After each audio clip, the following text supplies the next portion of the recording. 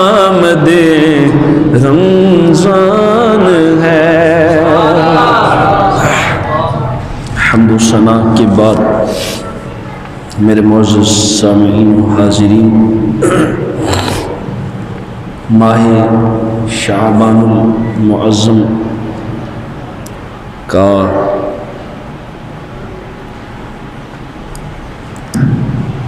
آخری جمعۃ المبارک ہے، اور چند دنوں کے بعد انشاءاللہ العزیز اللہ کا مہمان ہمارے ہاں جلوہ گر ہوگا۔ خالق کائنات ہمیں ماہ رمضان کا احترام نصیب فرمائے۔ اگر کسی کے گھر میں مہمان آ جائے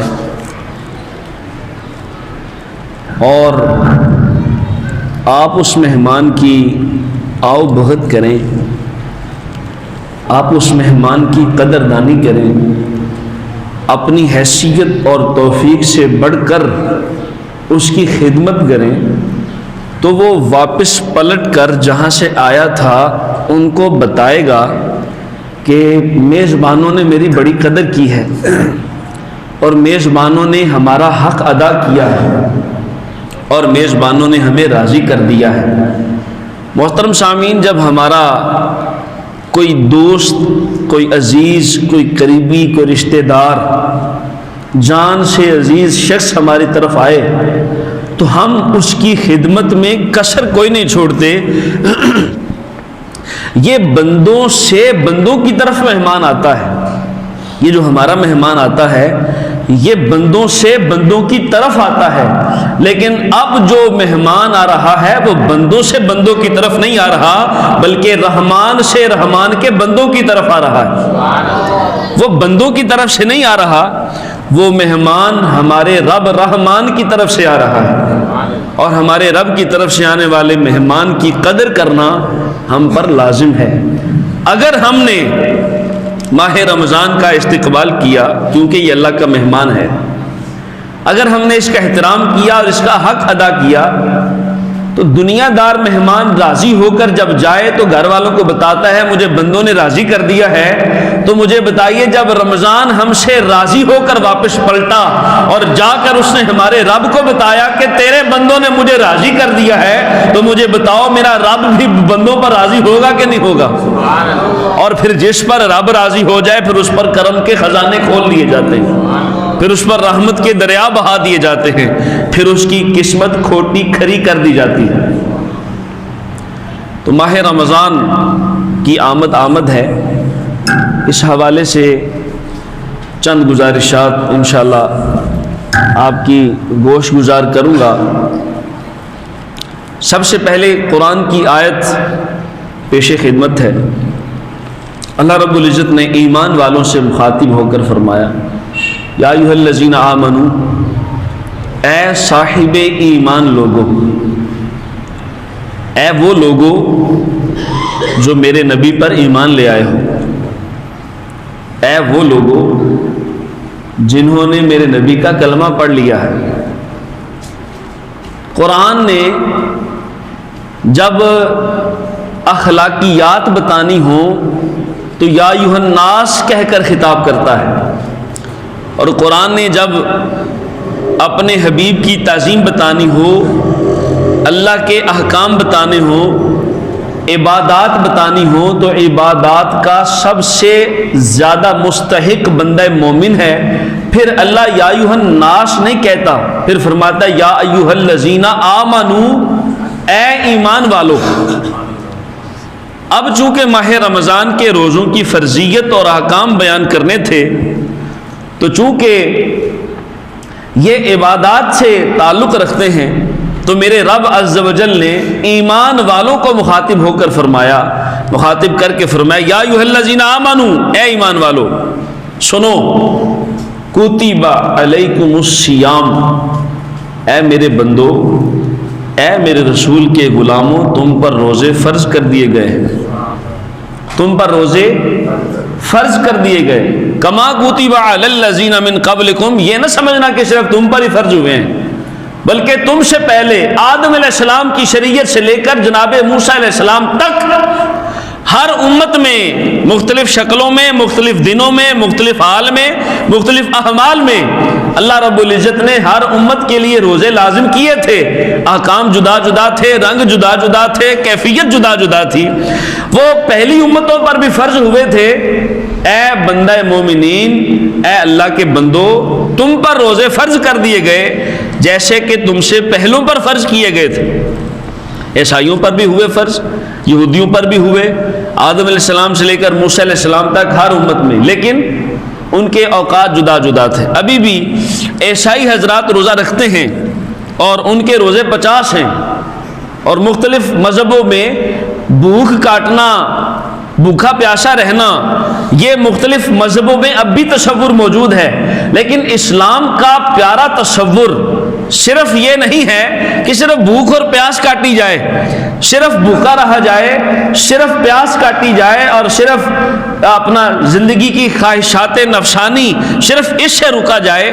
اسلام اس تصور کا قائل نہیں ہے کہ صرف اتنی ہی باتیں رہیں، بلکہ اسلام کہتا ہے روزے تم پر اس لیے فرض کیے گئے ہیں لعلکم تتقون۔ سب سے پیاری وجہ ارشاد فرمایا روزے تم پر اس لیے فرض ہیں تاکہ تم اللہ کے پرہیزگار بندے بن جاؤ، تمہیں نیکی کا جذبہ آ جائے، تم میں نیکی کا شوق پیدا ہو جائے، تم میں نیکی کرنے کا شوق پیدا ہو جائے اور جذبہ جواں ہو جائے، اس لیے تم پر روزے فرض کر دیے گئے۔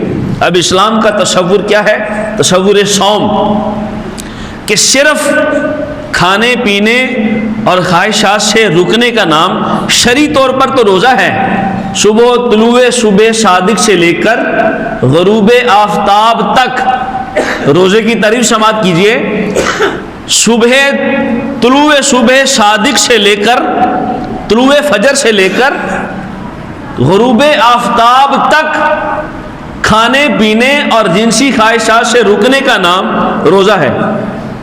لیکن اگر کوئی شخص صبح سے لے کر شام تک کھانے سے بھی رکا رہا، پینے سے بھی رکا رہا اور جنسی خواہشات سے بھی رکا رہا، لیکن اس کے باوجود اس کی زبان پر گالی بھی رہی، اس کی زبان پر غیبت بھی رہی، اس کی زبان پر چغلی بھی رہی، اس کے کانوں میں گانوں کی آوازیں بھی آتی رہی، اس کی زبان سے لوگوں کے دل بھی دکھتے رہے، اس کی زبان سے لوگوں کو ستم گاریاں بھی ہوتی رہی، اس کے ہاتھ سے لوگ ظلم و ستم کا شکار بھی ہوتے رہے، اس کے قدم چل کر برائی کی جگہوں پر بھی جاتے رہے، تو اللہ رب العزت کو ایسے روزے کی کسی صورت میں پرواہ نہیں۔ اور یہ میں خود سے نہیں کہہ رہا، میرے رسول محترم صلی اللہ تعالی علیہ وسلم ارشاد فرماتے ہیں من لم یدع قول زور والعمل بہ، جو شخص حالت روزہ میں جھوٹا قول کرنا اور جھوٹی باتوں پر عمل کرنا نہ چھوڑے،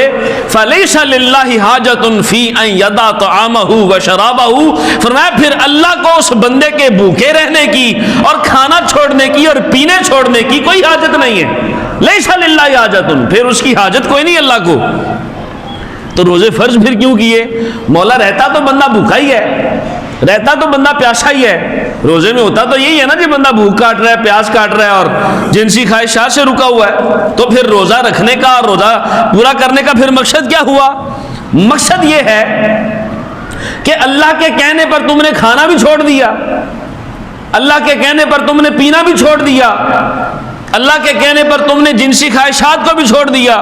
یہ وہ کام ہیں جو تمہارے لیے حلال ہیں، کھانا تمہارے لیے حلال اور جائز ہے، پینا تمہارے لیے حلال اور جائز ہے، جنسی خواہشات جائز طریقے سے اپنی عورت کے پاس آنا تمہارے لیے جائز اور حلال ہے۔ جب اللہ کے کہنے پر تم اللہ کی حلال کردہ چیزیں چھوڑ رہے ہو تو پھر اللہ کے کہنے پر اللہ کی حرام کی ہوئی چیزیں بھی چھوڑ دو۔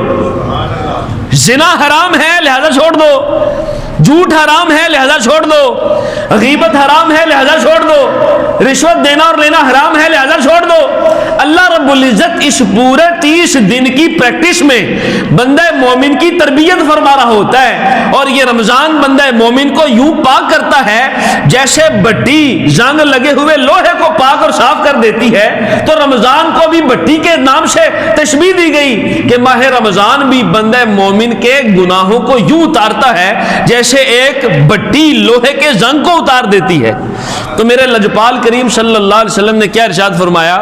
جس نے جھوٹی بات نہ چھوڑی، بری بات نہ چھوڑی اور اس پر عمل کرنا نہ چھوڑا تو اللہ کو اس کے روزے کی کوئی حاجت نہیں۔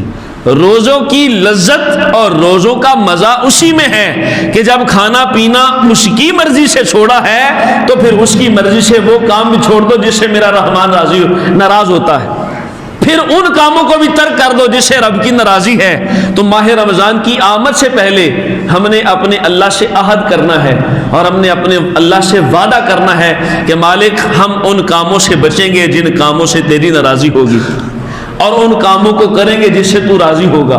میرے لجپال کریم صلی اللہ علیہ وآلہ وسلم شعبان کی آخری رات صحابہ اکرام کو اکٹھا فرما کر پتہ کیا فرماتے تھے؟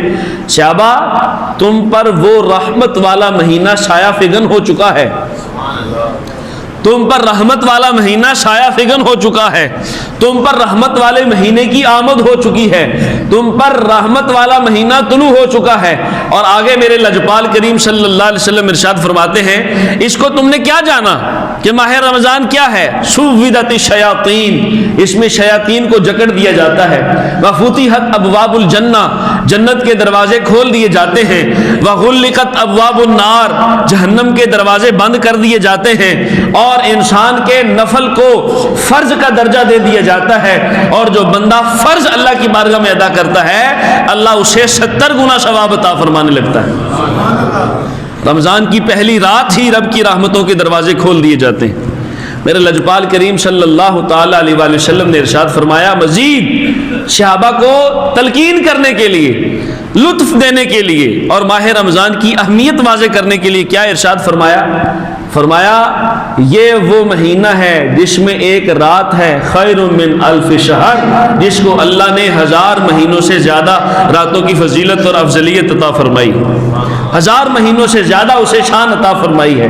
لیلۃ خیر من الف شہر، وہ 1000 مہینوں سے اور 1000 مہینوں کی عبادت سے وہ رات بہتر ہے، اور اللہ نے اس مہینے میں وہ اپنے بندوں کو رات نصیب فرمائی۔ تو میرے رسول صلی اللہ علیہ وسلم نے گویا ماہ رمضان کا لوگوں کو شوق دلوایا کہ ماہ رمضان میں ان کو شوق ہو اور یہ اللہ کی رحمتوں کو دونوں ہاتھوں سے لوٹیں، اللہ کی رحمت کے خزانوں کو اپنے دامن میں بھر لیں، اللہ کی رحمت کے خزانوں کو اپنے سینوں میں اور اپنے نامہ اعمال میں بھر لیں۔ یہ میرے رسول صلی اللہ علیہ وسلم گویا صحابہ کو تلقین فرمایا کرتے تھے۔ حضرت جابر بن عبداللہ رضی اللہ تعالیٰ عنہ سے ایک روایت ہے بڑی خوبصورت، آپ فرماتے ہیں اذا صمت، جب تو روزہ رکھے، فَلْيَصُمْ سَمْعُكَ وَبَصَرُكَ وَلِسَانُكَ عَنِ الْكَذِبِ وَالْمَحَارِمِ، فرمایا جب تو روزہ رکھے تو تیری آنکھ بھی روزہ رکھے، تیری آنکھ بھی روزہ رکھے، وَبَصَرُكَ وَسَمْعُكَ، اور فرمایا تیرے کان بھی روزہ رکھیں، تیرے کان بھی روزہ رکھیں، وَلِسَانُكَ، اور تیری زبان بھی روزہ رکھے۔ کن باتوں سے؟ عَنِ الْكَذِبِ وَالْمَحَارِمِ، فرمایا جھوٹ سے اور اللہ کی حرام کردہ چیزوں سے۔ تیری آنکھیں بھی روزہ دار ہوں، تیرے کان بھی روزہ دار ہوں، اور تیری زبان بھی روزہ دار ہو۔ بندہ صبح سے شام تک روزہ تو رکھتا ہے، لیکن اس روزے کی بے برکتی کیسے ظاہر ہوتی ہے کہ بندہ سارا دن ٹائم پاس کرنے کے لیے موبائل پہ ویڈیو دیکھتا رہتا ہے، ٹائم پاس کرنے کے لیے چوکوں میں بیٹھ کر لوڈو چل رہی ہوتی ہے، اور ٹائم پاس کرنے کے لیے، اور یہ ٹائم پاس کرنے کے لیے نہیں، ٹائم یوٹیلائز کرنے کے لیے دیا گیا ہے۔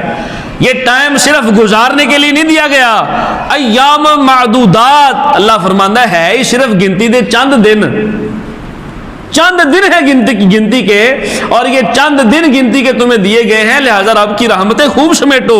یہ لوڈو کھیلنے کا اور بیٹھ کر گپے شپے مارنے کا یہ موسم نہیں ہے، یہ موسم تو رب کی رحمتوں کی فصل بہار کا موسم ہے، یہ تو رب کی رحمتیں لوٹنے کا موسم ہے، جس میں ہر شخص کو ایک شوق دلایا گیا ہے، ہر شخص کو اور ہر ذات کو یہ شوق سے گزارا گیا ہے کہ بندہ عمل کرے، پورے 11 مہینے اپنی مرضی سے گزارے، ایک مہینہ اپنے مولا کی مرضی سے گزارے، ایک مہینہ اپنے رب کی مرضی سے گزارے۔ اور ماہ رمضان کی خصوصیات میں 2 باتیں قابل غور ہیں۔ ایک یہ کہ ہمیشہ پیاسا کنویں کے پاس جاتا ہے، ہمیشہ پیاسا کنویں کے پاس جاتا ہے، کنواں پیاسے کے پاس نہیں آتا۔ لیکن ماہ رمضان کی شان یہ ہے گویا کہ کنواں خود پیاسے کے پاس چل کر آ گیا ہے، اور ماہ رمضان بندہ مومن کو خود سیراب کرنے کے لیے آ گیا ہے۔ دیکھیں، بارش برستی ہے، بندوں کو سیراب کر دیتی ہے، فصلوں کو سیراب کر دیتی ہے، کھیتیوں کو سیراب کر دیتی ہے، لیکن ماہ رمضان کی جب بارش برستی ہے تو دلوں کی کھیتی سیراب ہو جاتی ہے، دل آباد ہوتے ہیں۔ آپ نے دیکھا ہوگا ماہ رمضان المبارک میں بندہ گھر بیٹھا نا، اذان ہوتی ہے، الا ماشاءاللہ کوئی ایسے لوگ بھی ہوتے ہیں جو بالکل ہی مطلب سخت دل کہہ لیں، لیکن عام حالات میں عام لوگوں کی یہ توجہ ہوتی ہے کہ جو ہی اذان ہوتی ہے سارے کام چھوڑ کر مسجد میں حاضر ہو جاتے ہیں۔ بھلا کیوں؟ اس لیے کہ بھوکا پیاسا رہ رہ کر ہم نے اس شیطان کو کمزور کر دیا ہے، اور میرے حضور فرماتے ہیں یہ شیطان کو کمزور کرنے کا مہینہ ہے۔ یہ جو اندر والا نفس ہے نا، اس کو کمزور کر دیا جاتا ہے۔ جب اسے ملنا کچھ نہیں ڈفنے کے لیے، کھانے کے لیے، جب اسے پینے کو کچھ نہیں ملنا، جب اس کی خواہشات پوری نہیں ہونی، تو اس نے تو سکار لسا ہو ہی جانا ہے نا جی، اس نے کمزور پڑ جانا ہے۔ پھر آپ جو کہتے ہیں پھر یہ مانتا ہے۔ آپ کہتے ہیں مسیطیں جانا ہے، کہتا ٹھیک ہے بابا جی، یہ کہتے ہیں قرآن پڑھنا ہے، ٹھیک ہے جی، روزہ رکھنا ہے، ٹھیک ہے جی، روزہ رکھنے کے بعد آپ استغفار کر رہے ہوتے ہیں، درود پاک پڑھ رہے ہوتے ہیں۔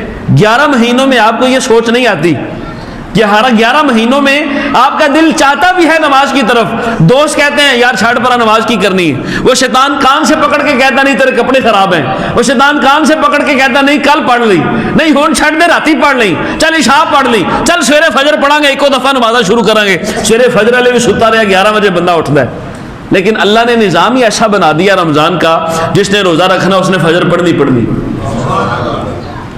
جس نے روزہ رکھنا اس نے فجر پڑھنی، کیونکہ وہ وقت ہی نماز کا ہے۔ تو اللہ نے پورا سیٹ اپ ایسا بنایا، انتظام ایسا کیا کہ بندہ مومن خوب رحمتیں اور برکتیں حاصل کرے۔ تو میں روایت عرض کر رہا تھا، فرمایا تیری زبان بھی روزہ رکھے، تیرے کان بھی روزہ رکھیں، تیری آنکھیں بھی روزہ رکھیں۔ بھوکا پیاسا رہا لیکن سارا دن آنکھوں سے فلمیں دیکھی جائیں، بھوکا پیاسا رہا لیکن سارا دن کانوں میں گانے سنے گئے، بھوکا پیاسا رہا لیکن سارا دن زبان پر غیبت، چغلی اور گالیاں جاری رہیں، پھر اس بھوک پیاس کا اللہ کو فائدہ کوئی نہیں، اور اللہ رب العزت کو اس کا کوئی مقصد نہیں، کوئی حاجت نہیں اس کی اس عبادت میں۔ اور پھر کیا فرمایا؟ دا ازل خادم، فرمایا رمضان آ جائے تو اپنے خادموں کو اور اپنے نوکروں کو تکلیف نہیں دینی۔ کون فرما رہے ہیں؟ صحابی رسول۔ دا ازل خادم، خادم کو تکلیف نہیں دینی، خادم کو تکلیف نہیں دینی۔ وَلْيَكُنْ عَلَيْكَ وَقَارٌ وَسَكِينَةٌ، ماہ رمضان میں بندے کا پتر بن کے رہنا ہے، تم پر وقار اور اطمینان لازم ہے۔ یہ جو میں نے ترجمہ پنجابی میں کیا اس کا مطلب یہی ہے کہ اطمینان سے رہو، وقار سے رہو، تم پر وقار بھی رہے، اطمینان بھی رہے، اچھل کود ڈرامے بازیاں سب چھوڑ دو۔ وَلْيَكُنْ عَلَيْكَ وَقَارٌ وَسَكِينَةٌ، فرمایا تم پر وقار اور سکینہ لازم ہے، تم اطمینان سے رہو، پیار سے رہو اور محبت سے رہو۔ اور کیا فرمایا؟ لا تجعل یوم فطرک و یوم صومک سوان، ایسا نہ ہو کہ تیرا روزہ ہونا اور روزہ نہ ہونا برابر ہو جائے، ایسا نہ ہو تم اپنے روزے والے دن اور بغیر روزے والے دن کو کہیں برابر نہ کر لینا، کہ جو کام تم روزے کے بغیر کرتے ہو وہی کام تم روزے کی حالت میں بھی کرتے رہو، بلکہ فرق رکھو اور ان دونوں میں تمیز کی ایک لکیر کھینچو تاکہ پتہ چل سکے کہ روزے کی حالت اور ہے، روزے کے سوا کی حالت اور ہے، تمہیں فرق کرنا ہے اس دن میں۔ اور پھر حضور صلی اللہ علیہ وسلم نے ارشاد فرمایا روزے کی حالت میں بندہ مومن کو اگر کوئی شخص گالی دے دے یا قتل کرنے کا ارادہ کرے یا تکلیف پہنچانے کا ارادہ کرے، بندہ مومن صبر کرے اور صرف اتنا کہہ دے کہ میں روزے دار ہوں، اسے صرف اتنا کہہ دے، گالی کا جواب گالی سے نہ دے، مار کا جواب مار سے نہ دے، بس اتنا کہہ دے کہ میں روزے دار ہوں، یہ کہنا ہے کہ میں روزے دار ہوں۔ اور روزہ یہ اللہ اور بندے کے درمیان ایک خفیہ عبادت ہے۔ جب بندہ یہ کہہ دیتا ہے نا میں روزے دار ہوں، پھر اسے بدلہ لینے کی ضرورت نہیں ہے، پھر اس کا رب اس کو کافی ہوگا۔ بس اتنا کہہ دے کہ میں روزے دار ہوں، باقی آگے اول پھول نہ بکے اور اپنی زبان گندی نہ کرے۔ اس نے کی ہے اپنی زبان کو خاموش رکھے اور کہے میں روزے دار ہوں۔ اگر اسے حیا ہوا ماہ رمضان کا تو وہ یہ ستم کرنے سے اور گالیاں دینے سے باز رہے گا، وہ رک جائے گا۔ کیوں؟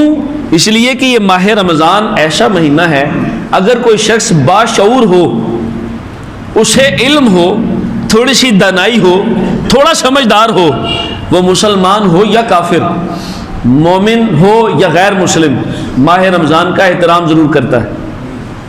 اور کئی ایسے واقعات کتابوں میں بھرے پڑے ہیں کہ کفار نے، ہندوؤں نے، سکھوں نے ماہ رمضان کا احترام کیا، بس اس احترام کی بدولت اللہ نے انہیں اسلام کی روشن چراغ عطا فرما دی ہے، اللہ نے انہیں دامن اسلام سے وابستہ فرما دیا، اور اللہ نے رسول پاک کا انہیں غلام بنا دیا، صرف ماہ رمضان کے احترام کی وجہ سے۔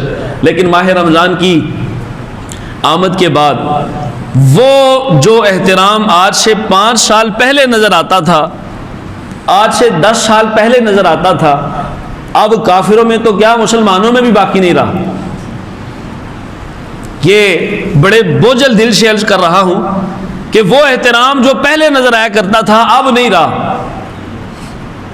عمومی طور پہ پہلے وقتوں میں تقریباً 5-6 سال کی پہلے کی بات ہے، 10 سال لگا لے، اتنا ہی وقت ہوا ہے، ہم نے اپنی ہوش میں دیکھا دکانیں بند ہوتی تھیں، ہوٹل بند ہوتے تھے، سب کچھ بند ہوتا تھا، اور اگر کوئی شخص راستے میں کھاتا تو بچہ بوڑھا اسے جو بھی سمجھاتا کہ یار شرم کر، روزہ ہے، یہ رمضان چل رہا ہے، شرم کر، تو سب کے سامنے کھا رہا ہے۔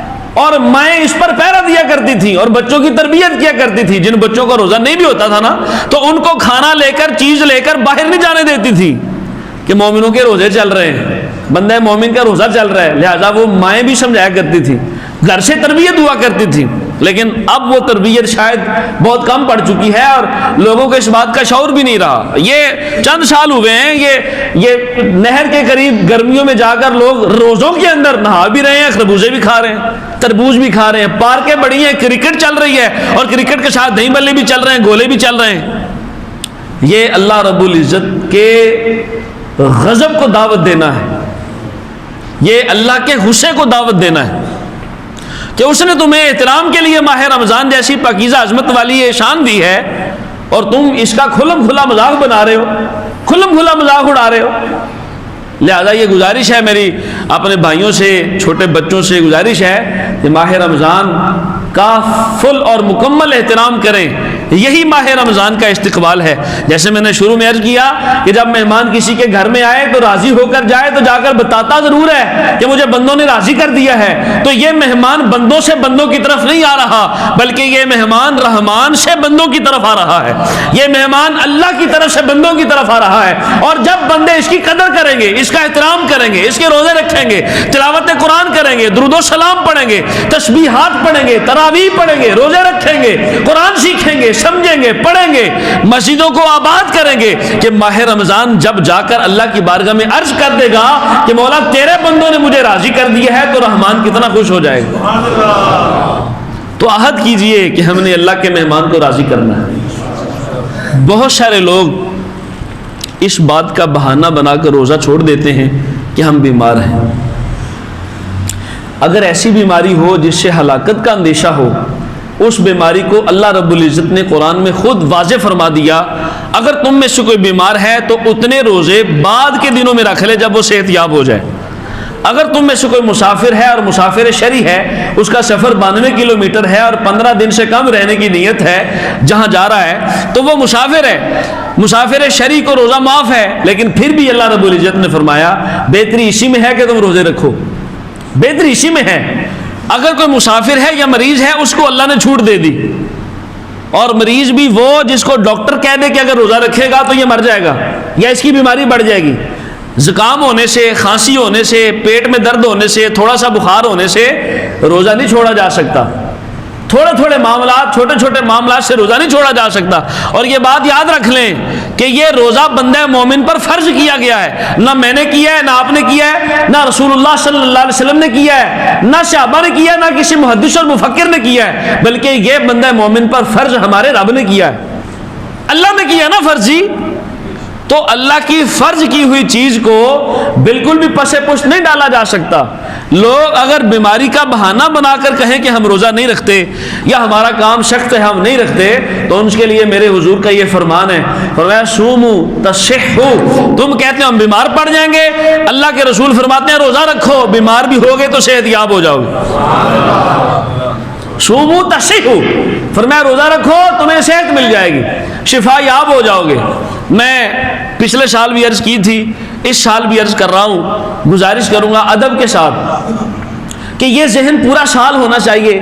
اگر کوئی شخص ایسا ہے جس کا کام بہت سخت ہے اور وہ کام کے درمیان روزہ نہیں رکھ سکتا، یقیناً مزدوری کرنے والے بیچارے بہت سخت ایام گزارتے ہیں، تو شریعت مطہرہ نے ان کو اجازت نہیں دی کہ وہ اپنے کام کی وجہ سے روزہ چھوڑ دیں. ہاں یہ ضرور فتاویٰ ہیں اور علماء کی رائے ہے اور یہ احکام ہے کہ پورے مہینے میں جو اس کا خرچہ ہوتا ہے وہ لوگوں سے یا تو قرض لے لے یا پورا سال اتنے پیسے جوڑتا رہے، لیکن اس مہینے میں ماہ رمضان میں اپنے ان جوڑے ہوئے پیسوں سے یا قرض لے کر روزے رکھے. یہ کام ساری زندگی چلتا رہے گا، رمضان بار بار نہیں آنا. یہ فرض ہے بندے مومن پر. کام کے چکر میں بندہ روزہ نہیں چھوڑ سکتا. یہ گزارش ہے آپ سے ادب سے، مزدوری کرنے والے کو روزہ چھوڑنے کی اجازت نہیں ہے، ہوٹل پر کام کرنے والے کو روزہ چھوڑنے کی اجازت نہیں ہے. یہ اللہ کی طرف سے فرض ہے. بندے سمجھتے معمولی سی چیز ہے، ایسے چھوڑ دیا، جو بھی چھوڑ دیا بس ختم، اور زندگی میں پتہ نہیں کتنے چھوٹے ہوں گے. توبہ کیجیے اپنے اللہ سے اور آئندہ عہد کیجیے کہ اللہ تیرا روزہ نہیں چھوڑیں گے. یہ تیرا مہمان آیا ہے، اس کو راضی کرنے کی کوشش کریں گے. آپ کوشش کریں، اللہ اسباب پیدا فرما دے گا. کوشش آپ نے کرنی ہے، آسانی اللہ تعالیٰ عطا فرمائے گا. لیکن اگر بندہ دل چھوڑ دے، ایڈے سکے سکے لسے ماڑے چھوٹے چھوٹے بچے 8 9 10 10 سال کے پورا رمضان روزے رکھتے ہیں، بس اس لیے کہ ان میں ہمت ہے، اللہ کی طرف سے توفیق ہے، صلاحیت ہے، اور اچھے بھلے ہٹے کٹے موٹے تازے فربا کھانے پینے والے وہ روزہ نہیں رکھتے. ہم بیمار ہو جائیں گے، ہم سے بھوک برداشت نہیں ہوتی، ہمیں یہ ہو جائے گا تو وہ ہو جائے گا. یہ صرف تماشے. اگر انسان کو پتہ چل لے کہ رمضان ہے کیا. آخری گزارش اس حوالے سے کروں گا، چائنا کے ایک ڈاکٹر کی تحقیق آئی تھی. وہ کہتا ہے اگر بندہ پورے سال میں 26 یا 27 دن کینسر کا مریض ہو، فرمایا کینسر کا مریض ہو 26 یا 27 دن پورے سال میں، صرف وہ تھوڑے عرصے کے لیے بھوک کاٹے، بھوک اس کے جسم کے اندر کے وہ اعضاء جو گل سڑ گئے ہیں، ان گلے سڑے اعضاء کو انسان کے اندرونی صحیح اعضاء اسی کو کھا کر انسان کو صحت یاب کر دیتے ہیں. اس کے صحیح اعضاء اس کے اندر کے گلے سڑے اعضاء کو ختم کر دیتے ہیں اور بھوک کی وجہ سے وہ اسے ہی کھا جاتے ہیں. اور آخر میں وہ تحقیق میں لکھتا ہے آج سے 1400 سال پہلے مسلمانوں کے نبی نے اور مسلمانوں کے خدا نے جو مسلمانوں پر روزے فرض کیے ہیں وہ اسی وجہ سے کیے ہیں کہ بندہ مومن اگر روزے رکھنے والا ہو تو اسے ساری زندگی کینسر کا مرض لاحق نہیں ہوگا. یہ چائنا کے ڈاکٹر کی تحقیق ہے. وہ کہتا ہے 26 یا 27 دن میرے اللہ نے بندہ مومن پر پریکٹس ہی ایسی رکھ دی ہے، صرف 26 27 پورے 29 یا 30 دن مقرر فرما دیے، یہ صحت یاب بھی ہو جائیں اور بڑی بڑی موذی امراض سے بھی حفاظت پا جائیں. تو اللہ رب العزت نے بندہ مومن کی بھلائی کے لیے یہ فرض کیے ہیں، یہ فائدے کے لیے فرض کیے ہیں. ایک ماں اپنے بچے کا نقصان چاہے گی؟ ایک